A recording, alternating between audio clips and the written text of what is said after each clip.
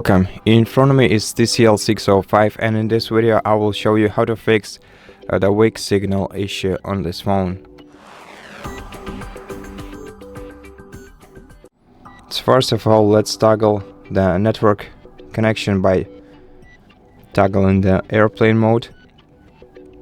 Give it some time to reconnect and check if your signal improved, and if it didn't, then move to an area with better coverage if you have the access to it, and if you don't, then you can enable Wi-Fi calling in settings, and to do that, go to settings, go to network and internet, select your SIM card and search for the Wi-Fi calling and turn it on and check if your signal improved.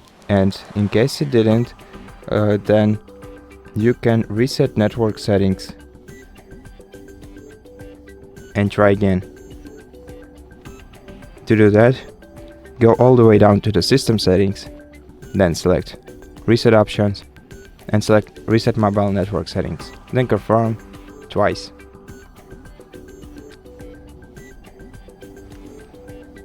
And then if this didn't help, then I suggest that you should contact carrier to check for outages. And I hope that this video helped you, and if it did, please consider subscribing to our channel, leave us a like and a comment below, and I'll see you in the next one.